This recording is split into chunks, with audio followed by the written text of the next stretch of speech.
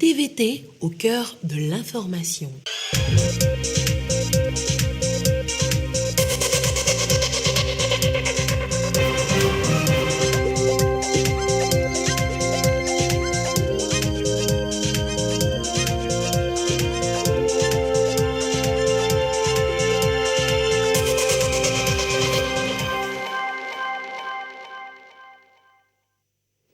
Il est l'heure du journal sur la télévision togolaise. Madame, Monsieur, bonsoir et voici les titres de cette édition.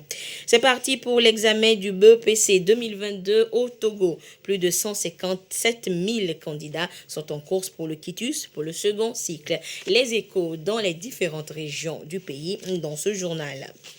Pour la première fois depuis 12 ans, un souverain belge est en visite en République démocratique du Congo.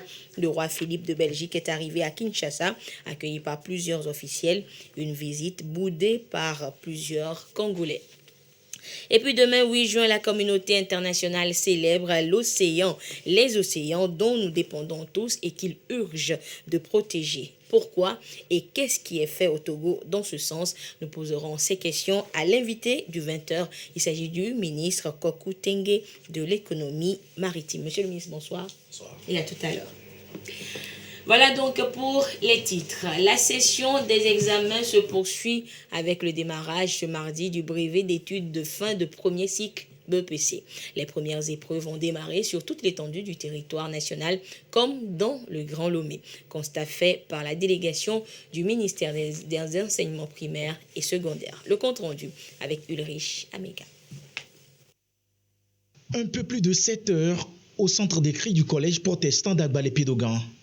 Et déjà, candidates et candidats sont en salle, chacun face à sa copie. Première matière, la science de la vie et de la terre. 7h30, l'épreuve est lancée par le secrétaire général du ministère des enseignements primaires et secondaires. L'examen du brevet d'études du premier cycle démarre ainsi sur l'ensemble du territoire national. La première épreuve n'aura duré que 2 heures de temps. Dans ce centre d'écrit de Kouvahe, les premières impressions présagent de bonnes issues. La situation de problème portait sur les microbes, les différents groupes de microbes, les microbes pathogènes et les microbes utiles à l'homme. On nous a demandé le schéma de l'appareil urinaire. L'épreuve était assez abordable, pas trop difficile quand même, pour ceux qui ont appris. Évidemment, les épreuves, c'est pas tellement compliqué. Si tu apprends, tu peux bien faire. Ce GAVD est lycée moderne d'Adidogomé. À chaque endroit, les candidats ont eu droit à quelques conseils utiles et à des mots de soutien et d'encouragement du ministère de tutelle. Partout, le message porté, c'est un rappel de la police des examens, les règles d'éthique. Dans Grand Lomé, on a un effectif de 56 000, dont près de 30 000 filles, ce qui fait un taux de pratiquement 53%.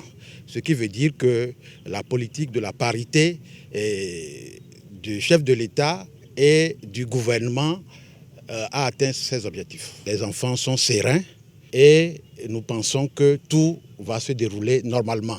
157 133 candidats, dont 75 092 filles, composent sur toute l'étendue du territoire national.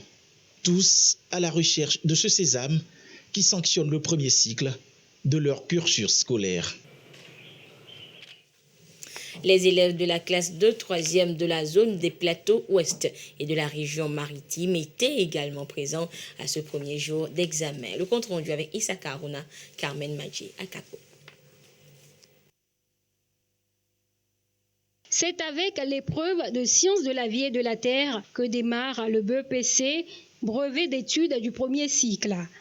Candidats et candidates se concentrent ici sur le schéma de l'appareil urinaire humain.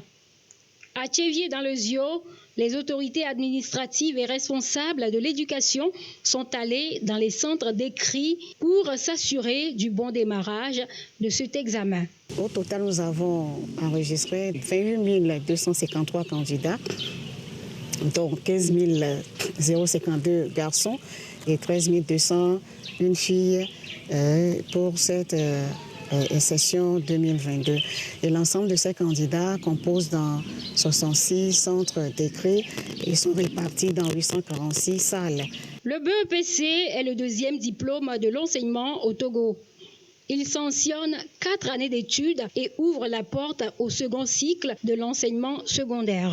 Les admis ont la possibilité de poursuivre leurs études dans l'enseignement général ou technique pour une durée de 3 ans. Dagny, dans les plateaux ouest. Il sonne un peu plus de 10 heures. C'est l'heure de la deuxième épreuve du jour, la dictée question. 2 épreuves déjà et les candidats se fixent sur leur futur parcours. Les épreuves de SVT français, c'est déjà bon. Je crois que les gens peuvent avoir des moyens. Si jamais j'avais la possibilité de réussir à ce BPC, je prendrais la branche de la série D pour pouvoir avoir plus d'ouverture sur des métiers que je voudrais faire dans le futur. Aussi bien à Dagny qu'à Kpalimé, la délégation de la direction régionale de l'éducation, accompagnée des préfets de Kloto et de Dagny, a pu s'enquérir du bon démarrage des examens. Notre premier constat, c'est que tout se passe dans de bonnes conditions, chacun joue son rôle. À l'endroit des candidats, ce que nous dirons, c'est ce que nous leur avons déjà toujours dit dans les classes, c'est d'être serein, c'est de ne pas paniquer devant les épreuves, puisque tout ce qui vient en évaluation vient de ce qui leur a été enseigné depuis le début de l'année. Donc, il n'y a pas de raison de s'inquiéter. C'est à eux d'appliquer toutes les consignes reçues depuis la classe à l'examen sur les 3 jours. Un petit incident dans un centre d'écrit porte alors incidence sur tous les examens au Togo.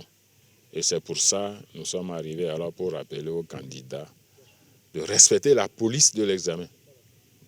En ce qui concerne alors la tricherie, en ce qui concerne les tentatives de dérapage alors que les enfants tentent de faire en temps normal dans leur salle de classe. Au total, 10 877 candidats, dont 4 960 filles réparties dans 35 centres composent pour le compte de la région éducative Plateau Ouest.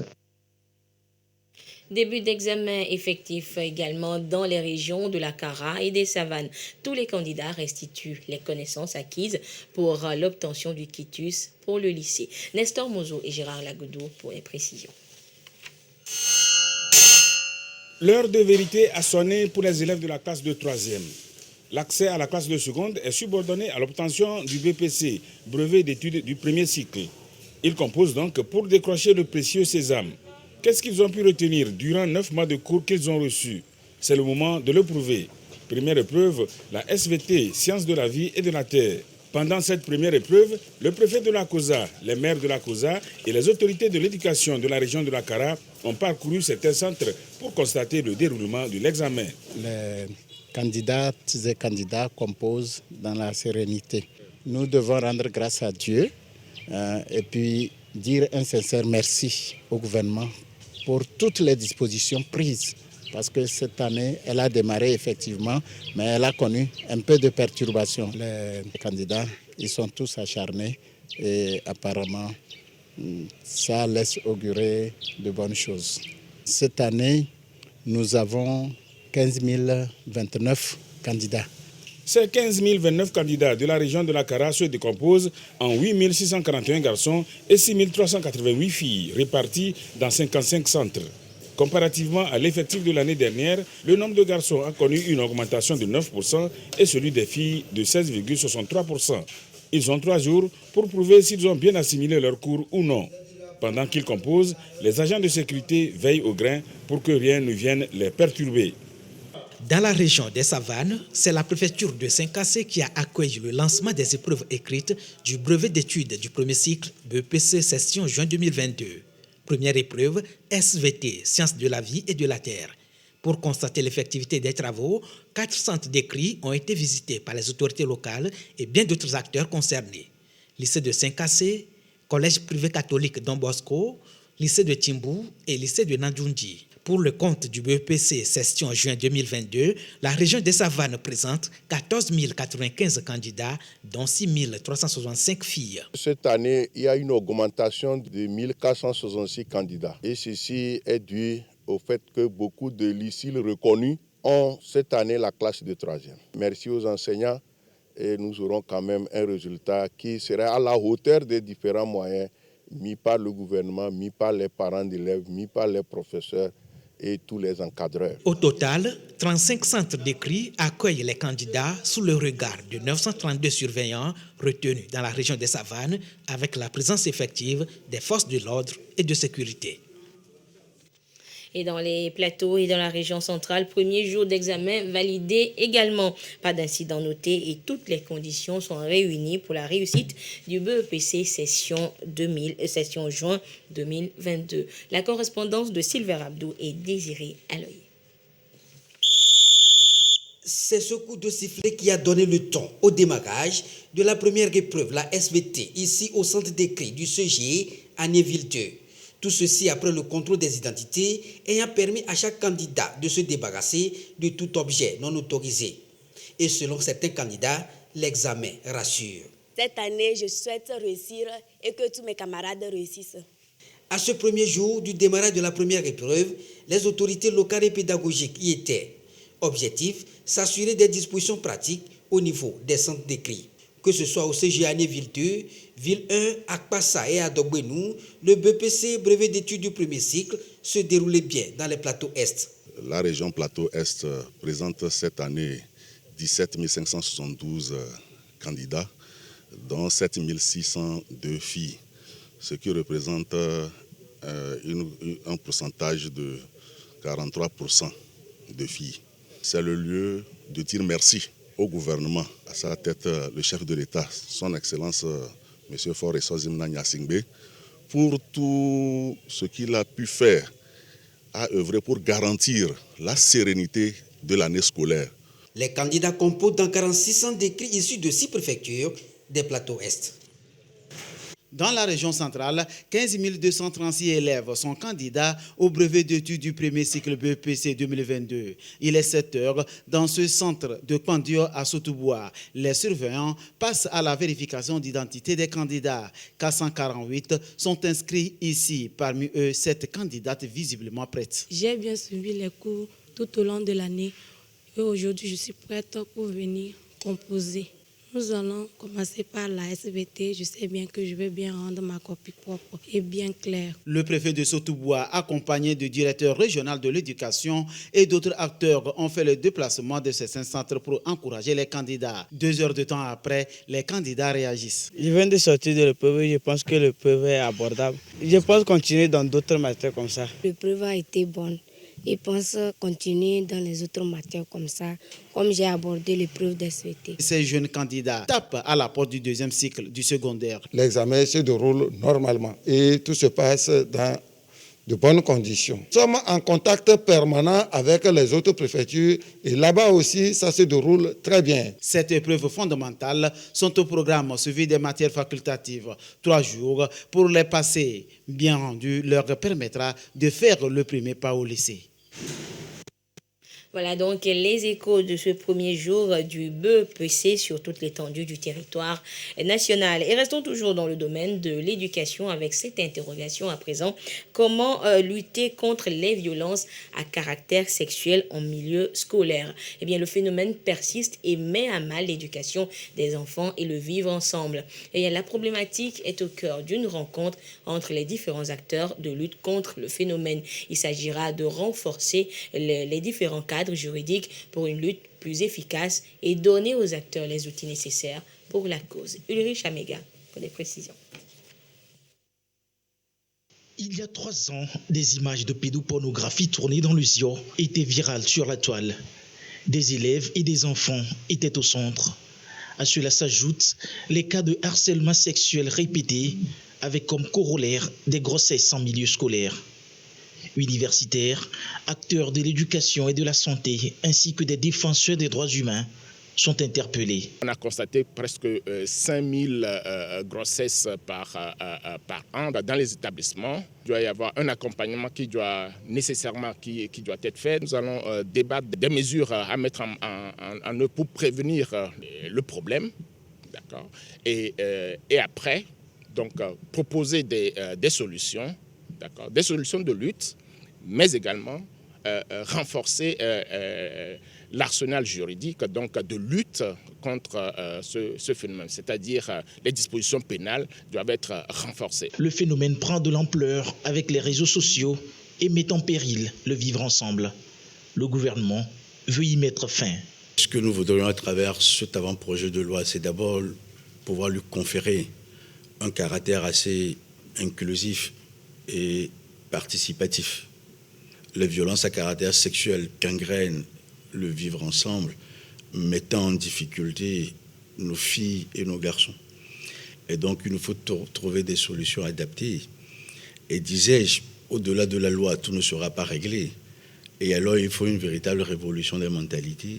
Et cette révolution des mentalités, c'est par vous qu'elle se fera en conscientisant davantage les uns et les autres à changer de comportement. Pour justement une société qui rassemble et qui ressemble aux ambitions du pays.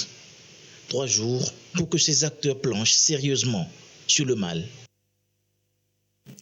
Les maires, conseillers et conseillers municipaux s'approprient le guide national pour l'élaboration du plan de développement communal. C'est un outil qui permettra à ces acteurs de planifier le développement de leurs différentes communes. Le compte rendu avec Antoinette Romao. On va voir. La décentralisation au Togo, le processus a franchi une étape majeure. De la conception à l'exécution des programmes, en passant par la programmation, tout est planifié pour le développement des communes. Et ce guide national définit les différentes actions de développement socio-économique et culturel des communes au Togo. Et ce guide a été mis en place par le ministère délégué chargé du développement des territoires, avec l'intention de mettre à la disposition des 117 communes du Togo un document référentiel qui doit les servir, les éclairer dans les différents processus d'élaboration de leur plan de développement communal, de façon à ce que le processus dans les différentes communes soit un processus harmonisé qui puisse permettre le moment venu une évaluation digne de ce nom. Maires et conseillers municipaux pourront désormais se servir de ce document pour définir les priorités dans l'élaboration et la mise en œuvre du plan de développement communal. La deuxième phase de cette rencontre s'inscrit dans le cadre du partenariat germano-togolais à travers le programme Décentralisation et Gouvernance PRODEG. Une seule terre, c'est le thème de la Journée internationale de l'environnement célébrée le 5 juin dernier. Au Togo, c'est ce mardi qu'elle est célébrée avec un accent mis sur la sensibilisation de tous sur les enjeux environnementaux et l'urgence de sauver la planète. Le compte rendu avec Chazanam Bagat. La première célébration de cette... Une seule terre. La thématique revient pour la deuxième fois depuis la conférence de Stockholm de 1972 sur l'environnement humain. 50 ans après, sa reprise pour marquer la Journée mondiale de l'environnement, édition 2022, est plus que jamais pertinente et d'actualité. Enjeu des présentes assises, attirer l'attention sur l'impact des activités anthropiques sur la planète Terre au Togo. Notre mode de production agricole, la culture sur brûlis par exemple, détruit le couvert végétal, détruit les éléments nutritifs de la terre et contribue à la dégradation de cette terre. Et les modes de production industrielle qui engendrent les émissions de gaz à effet de serre, polluent l'atmosphère et détruisent la couche d'ozone par exemple, contribuent également à la dégrader. Nous portons maintenant beaucoup atteinte aux ressources forestières.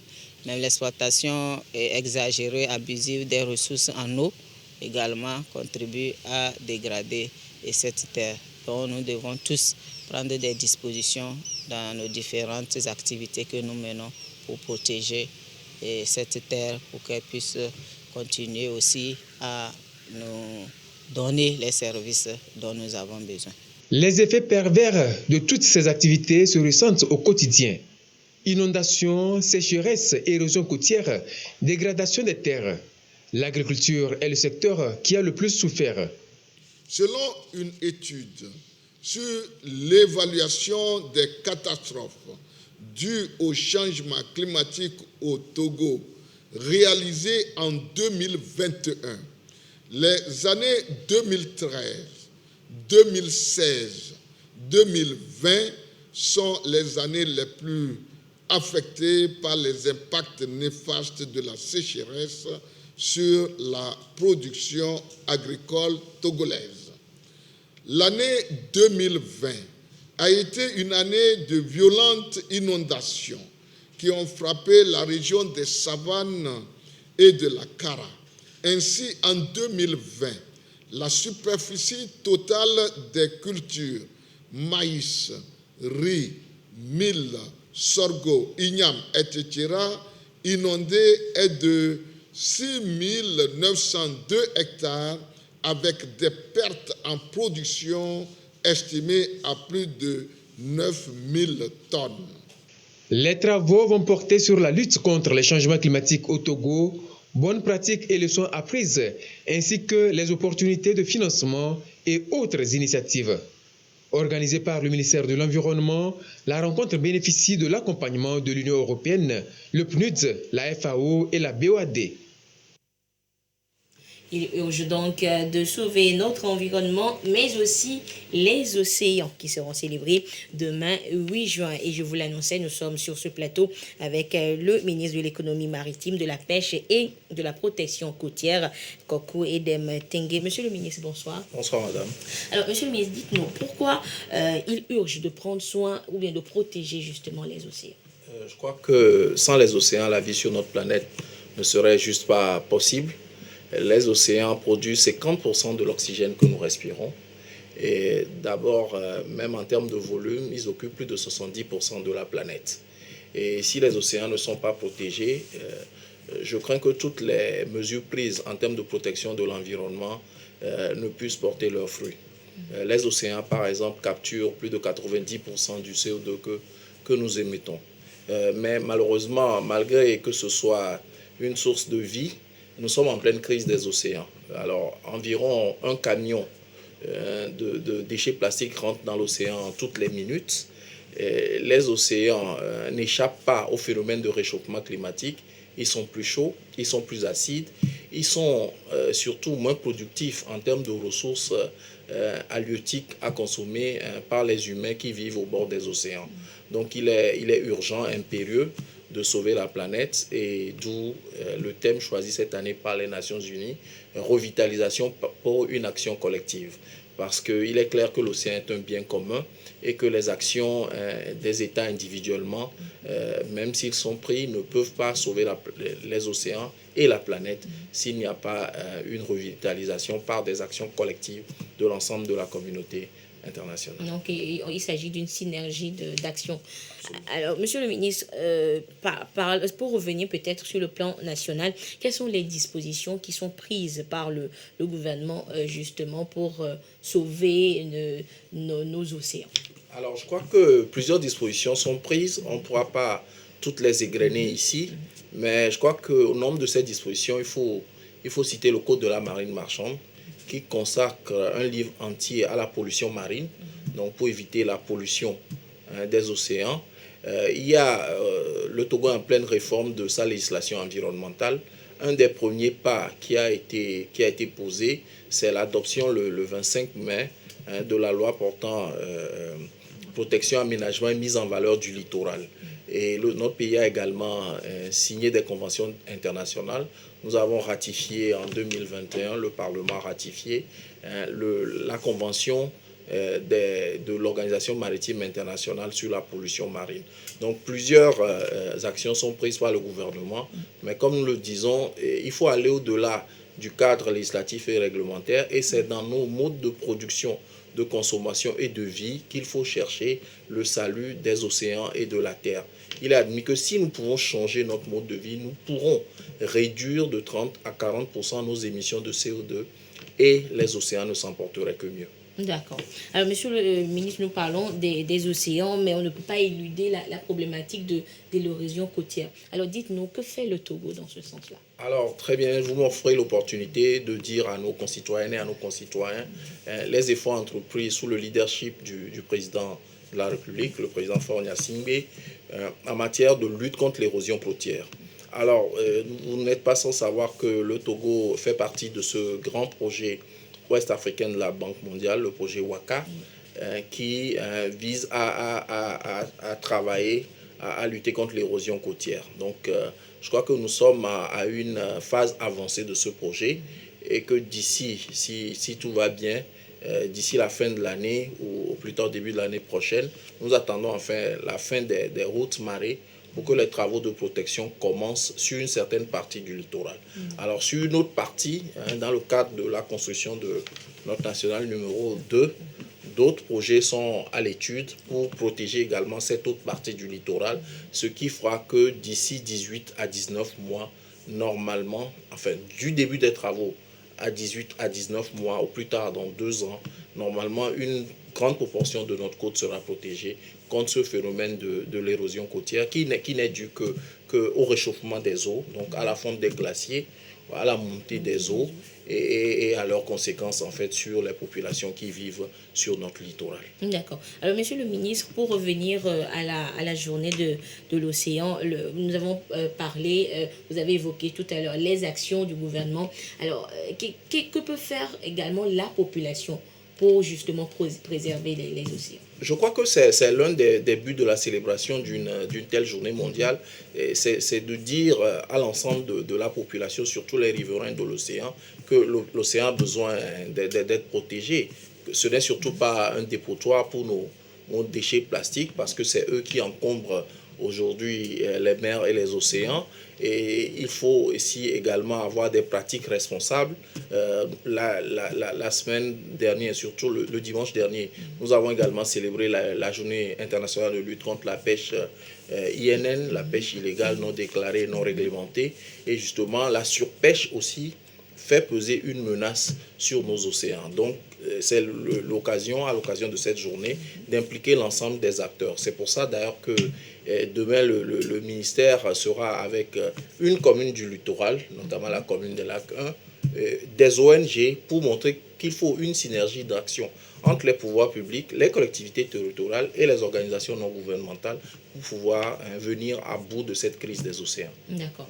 Monsieur le ministre, une dernière question. Vous avez déjà commencé par parler, disons, de l'agenda de demain. Alors, quelles sont les activités inscrites à l'ordre du jour de cette célébration? Oui, donc demain, il y aura donc des conférences débats dans la commune Lac 1, sur la question des océans, avec plusieurs thèmes qui sont à l'ordre du jour pour que les acteurs du littoral, les acteurs qui, au quotidien, dans leur travail ou dans leur habitat, sont des riverains de l'océan, puissent échanger et pourquoi pas faire des recommandations au pouvoir public en termes d'amélioration de la réglementation environnementale et de protection des océans, même si beaucoup a été déjà fait. D'accord. Merci beaucoup, monsieur le ministre. Et nous rappelons donc que le ministre de l'économie maritime, de la pêche et de la protection côtière, Kokou Edem Tengue, était venu nous parler justement de la journée de l'océan qui sera célébrée demain, 8 juin.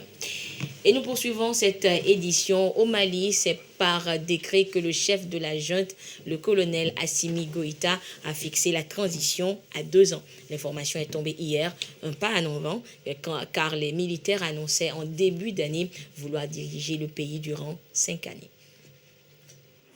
Au Mali, les militaires se donnent jusqu'à mars 2024 pour rendre le pouvoir aux civils. Cette transition a été annoncée lundi après signature d'un décret par le colonel Assimi Goïta, chef de la junte.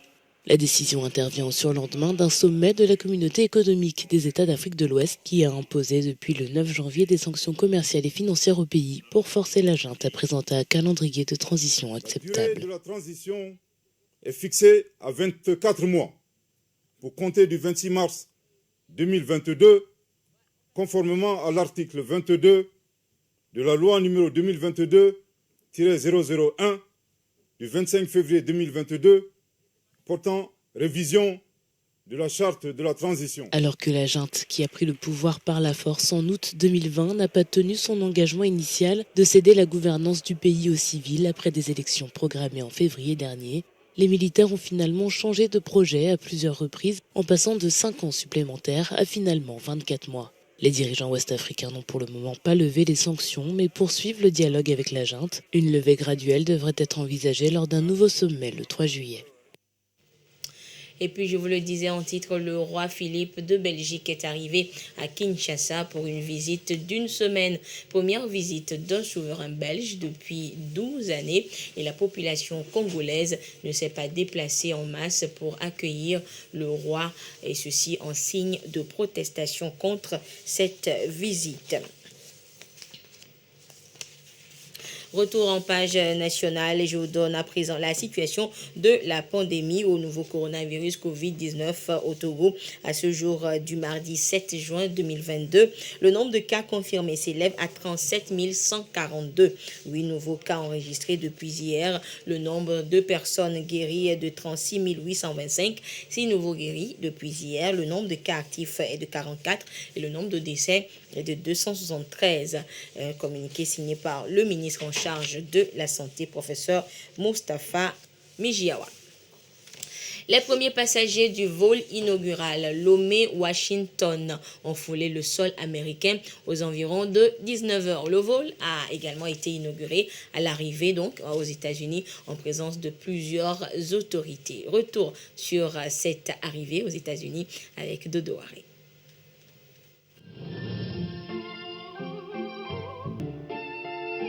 À l'aéroport international de Washington, tout était préparé pour accueillir les 227 passagers qui ont quitté le mercredi 1er juin.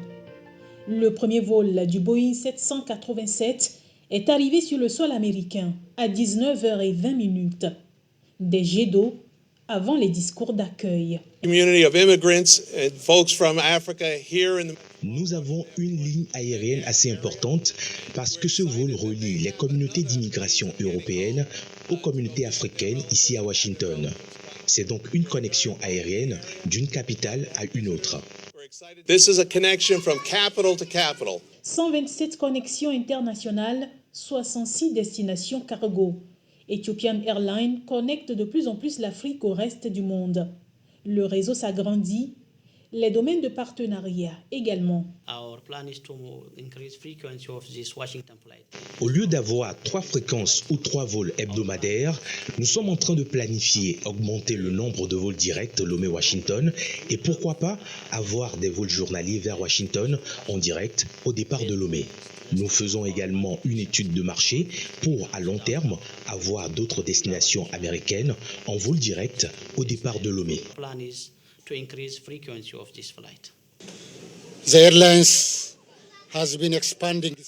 La compagnie agrandit son réseau de commerce, du tourisme et dans plein d'autres domaines.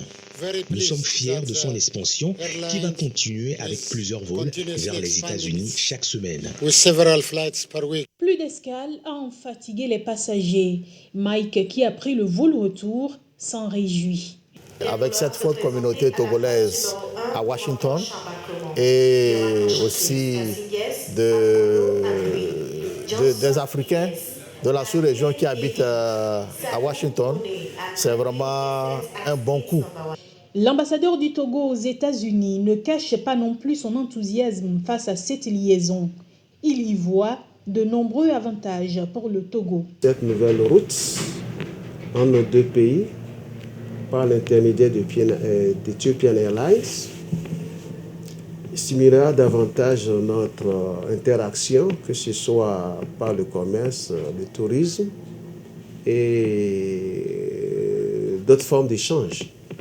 Le second vol quitte Lomé dans quelques heures. Reste plus qu'aux passagers d'acheter leur billet pour passer un voyage beaucoup plus agréable.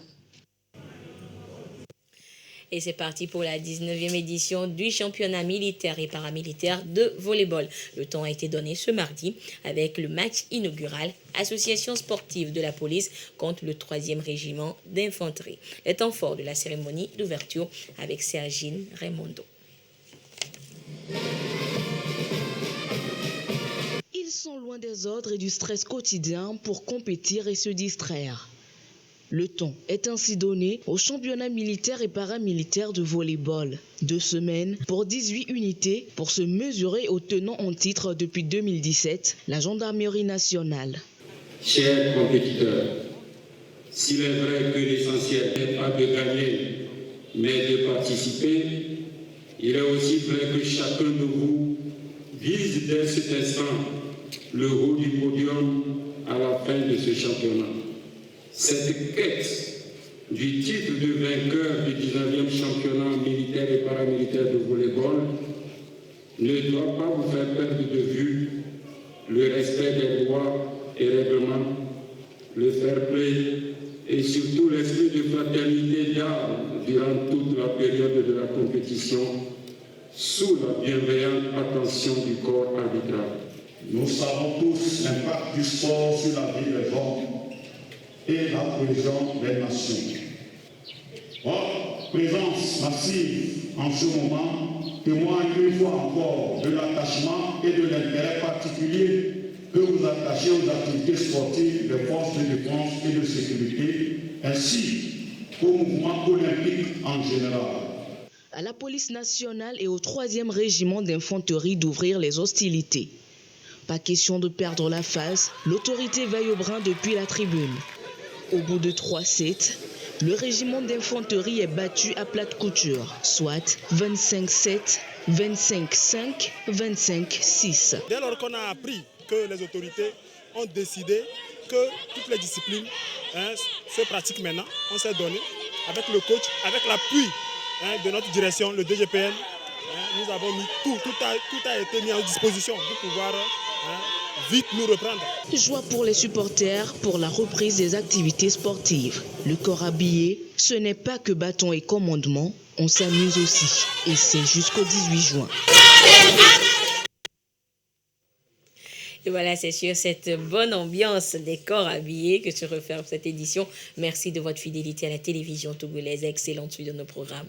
Au revoir.